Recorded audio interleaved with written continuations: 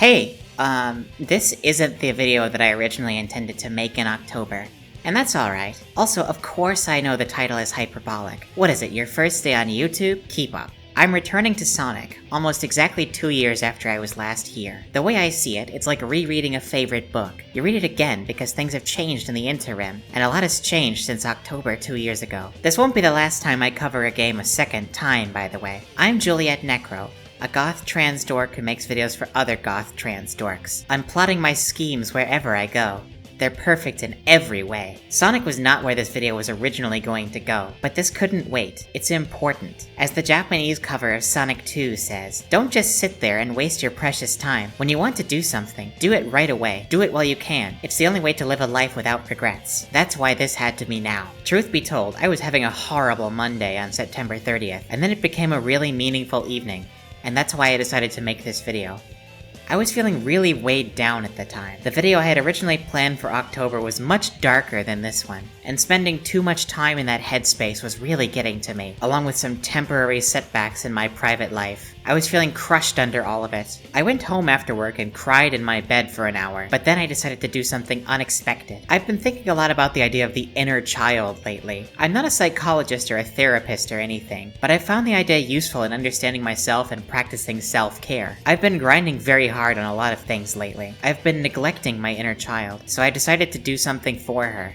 I decided it was time to play some Sonic. Chapter 1. The Inner Hedgehog Enjoyer. I talked about this when I talked about Sonic Adventure 2 years ago, but I'll repeat the story in broad strokes. Sonic Adventure 2 was one of the first games I really truly loved as a child. I tried it when I was about 7 years old, and I and my brother practically wore out our GameCube copy of it. We played everything else Sonic related on the GameCube. We watched Sonic X on the Fox box, and rented VHSs of the old Sonic shows from the public library. I even had a subscription to the Archie Sonic comic for a while there. I didn't quite capture in those old videos just how much this series meant to me as a little girl. And I do mean little girl. In the Shadow the Hedgehog video, I mentioned that around age 8 was when something I wasn't aware of started to bug me, and it wasn't until I was 25 that I realized that it was the gender I falsely believed myself to be in that was bugging me. I described my childhood self as a little girl, because I see the person I lived as from about 9 to 25 as a shell built to keep her safe. Sonic the Hedgehog was essentially the last interest that little girl developed before she hid in the shell for her 16-year-long slumber.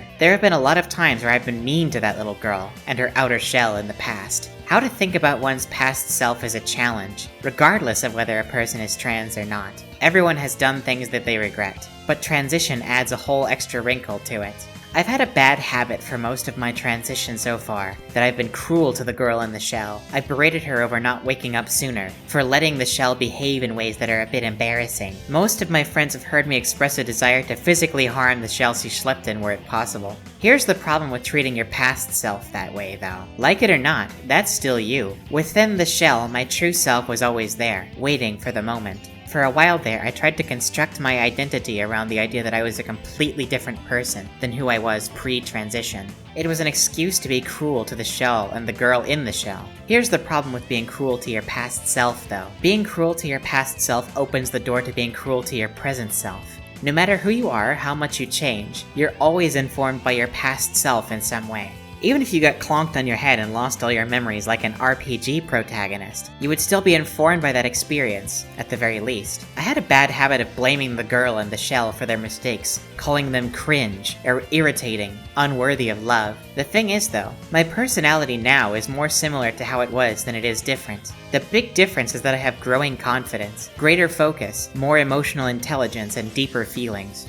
When I first started transitioning, I considered all of that to be purely a function of transition. But here's the thing, I'm comparing myself as a teenager to myself pushing 30, and that's really no contest. The way I see it, most of the changes in my personality as a result of transitioning are functions of growing up. When I transitioned, it felt like I was finally going from an overgrown teenager to an actual adult. It was a sort of floodgate of maturity opening. What does this have to do with Sonic? Plenty. Let me cook. Mommy's cooking, okay? Like I said, I've been trying to get better about this. Recently, I've been repeating as a sort of mantra that the things that happened to the girl in her shell weren't her fault. I blamed her for all of it for a long time, and it's a huge relief to stop doing that. Instead, I've been doing nice things for her every once in a while. The way I see it, who I was then is a huge influence on who I am now, so I have to nurture that part of myself just like I nurture the person I'm becoming. Thus, Sonic. I decided to load up Sonic Adventure 2 with a bunch of mods, something I'd not done before. The previous Sonic Adventure video was made with the unmodified Steam versions of Sonic Adventure 1 and 2, and now that I've tried modding them, I'm not going back. I have to thank this YouTube video from Blaze Hedgehog for a modding guide and recommended mods, by the way.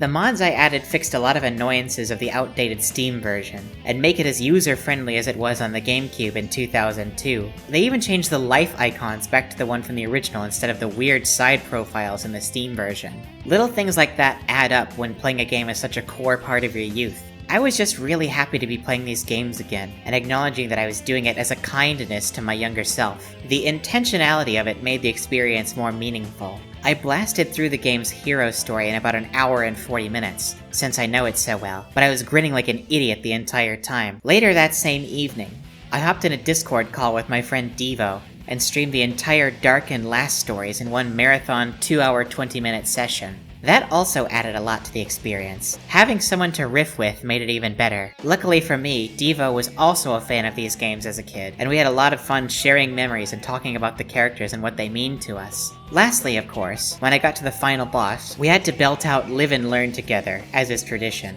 Even through Discord's delay. Without even having to speak, we were even doing the harmonies. I on the low harmony and Devo up above. That's the power of a space free from shame. There's a word for the way that I used to feel about the little girl and the shell she lived in, and that word is shame. Shame is a useful feeling when it's reminding us of our obligations to other people, but it's not so helpful when we turn it against ourselves. Every person I've ever been exerts some influence on me now, so to be ashamed of old wounds only hurts oneself. Unlearn shame today.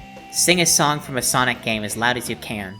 It was when I was installing mods for Sonic Adventure 2 that I remembered another Sonic mod that I've been meaning to play, and now seemed like as good a time as any. Chapter 2. Joyful Transgender Hedgehogs. I remembered that there exists a Transfem Sonic mod for Sonic Generations. I don't remember if I saw it on Blue Sky or Discord or what, but I remembered that it exists. It seemed like the perfect follow-up to what I was doing with Sonic Adventure 2. A quick install later and I was off to the Supersonic races once more. And what a mod it is! Stellar work by Lady Lunanova. To begin with, I cannot stress enough how adorable Sonic's design is here. The general rule in the Sonic series is that you can tell a girl character by the fact that she has eyelashes and wears clothes, and Sonic is no exception. It's a clever touch to dress her in essentially gym clothes. She's a runner after all. I also think that giving her red eyeshadow was a lovely choice for some nice color contrast.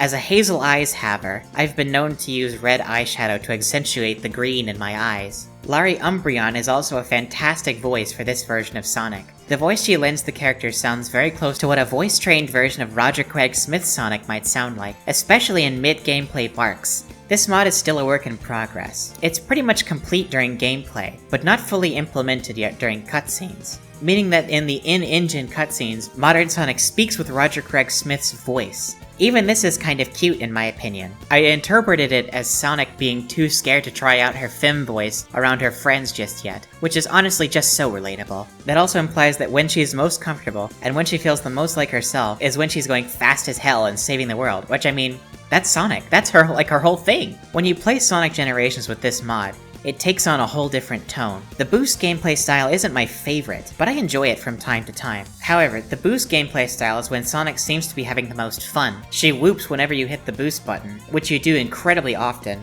and the style has a sense of kinetic, palpable energy. When played with this mod, Sonic Generations is a game about trans joy. That's the most fun I've ever seen a trans video game character have, although it helps that there's few enough trans characters in AAA video games that I can count them on one hand. I had so much fun with the modern Sonic stages with this mod that I also installed the Unleashed project and played those levels too. I was thriving. Sonic is having fun and she's not ashamed of it. That's really what Sonic Generations is all about. It celebrates the whole history of the series, even the parts that are commonly reviled. This game does in fact have a Sonic 06 level. Remember what I said about empathy for the past self? Sonic Generations is all about that. It celebrates the complete series. I remember seeing a lot of people online make fun of the game's ending line, where modern Sonic tells classic Sonic to enjoy her future, since it's going to be great. They're coming from a place of cynicism about the history of the series, but the times we're embarrassed of are still part of who we are, like it or not.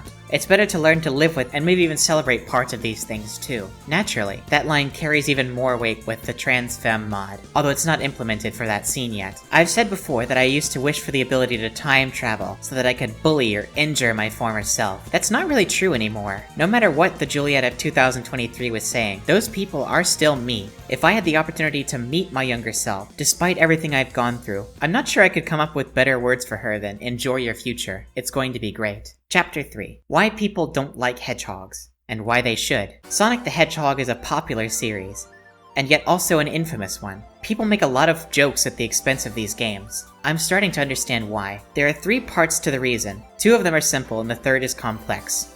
The first is that kids have always liked the Sonic series. Teenagers and young adults love to make fun of anything that kids like, prizing their childhood as the correct one, and deriding the next generation for existing in a different context. The second is that the Venn diagram between Sonic fans and furries is very close to a circle. Furries have been an internet punching bag as long as I've been aware of what furries are, and probably longer than that. I'm not a furry per se, but I'd call myself furry light, maybe. To illustrate what I mean, I'll just say that I don't have a fursona, but I do know that if I was a Sonic character, my name would be Boots the Crow. Do with that what you will. The third reason is the complicated one. People hate Sonic because it's utterly sincere. It's an achingly sincere series about the power of hope and friendship that also has sweet guitar riffs. People think that's cringe because postmodernism conditions us to pretend that things don't matter, that feelings are for children. My least favorite thing a work of narrative art can do is treat its own story like it doesn't matter. Sonic Colors is one of my least favorite Sonic games because of its marvel-ass acknowledging the audience's sense of humor. I consider Deadpool to be a manifestation of the demiurge, and I'm only mostly kidding. I am so sick of irony. I want sincerity. You know what else is an achingly sincere series about the power of hope and friendship that has sweet guitar riffs? Basically every shonen manga of the last 40 years, but Sonic gets called cringe because it conveys the same sentiments with talking animals. When I've felt the urge to make fun of something, especially art that's meaningful to others, I'm trying to get better about approaching it with sincerity and curiosity rather than irony. When we view things with too much irony, we cut ourselves off from a lot of deep feeling. One of the lyrics to the song Voided from Void Stranger is, "It's sealed with layers and layers of irony." And that song's about being in an isolationist hell of the singer's own making. And I was being mean to my former self. I was treating her like the internet at large treats Sonic the Hedgehog, or how Deadpool treats everything. Replace the bad red masked man with the good red masked man today. You won't regret it. My childhood self isn't even the only old version of myself that I was mean to. There's also the matter of baby trans Juliet. I figured out that I'm trans in January of 2022, but I didn't settle on an aesthetic and start to solidify my personality until about July of that year. During those first months, I was bursting with this really palpable and radiant trans joy that one has early on after the big realization. It does level out with time, but it's still possible to access that space in the right moment. I remembered in the process of making this video that one of that version of me's favorite songs was Can You Feel the Sunshine from Sonic R. Sonic R has a fucking trans joy anthem in it, and nobody talks about that. That song sums up pretty well how I was feeling in those days, before I had a lot of time for the world to wear me down. I'm happy to be a spooky goth girl. That brings me a lot of joy. But I also adopted a much more cynical outlook around that same time frame. I was a very angry person for all of 2023 and most of 2024 as well. I considered myself from early 2022 to be embarrassing and cringe. But you know what? She was happy. I need a little bit of that energy back now. The video I originally planned for October was really dark. It was going to be about defiantly existing in the face of mounting trans misogyny, and it had a very angry tone. I think that what finally pushed me to the breaking point and forced me to reach out to my emotional support hedgehog was getting deep into that headspace in order to write that video. Anger is important, but you can't survive on anger alone. I'll probably make that video another time, when I'm more ready for it. To everything there is a season. A time to be cringe and a time to be based. A time to have empathy for the old self and a time to learn from her mistakes. A time for anger and a time for joy. Your homework today is to be kind to your former self. Embrace your joy. Run fast. Save the world. Feel the sun on your skin and the wind in your hair. Forgive yourself. Unlearn shame. Live and learn. I legitimately made myself cry typing this, so I think that's a good spot to leave you. In the spirit of this being a time for cringe, freedom, and joy, I'll actually sing us out today. Can you feel the sunshine? Does it brighten up your day? Don't you feel that sometimes you just need to run away? Reach out for the sun.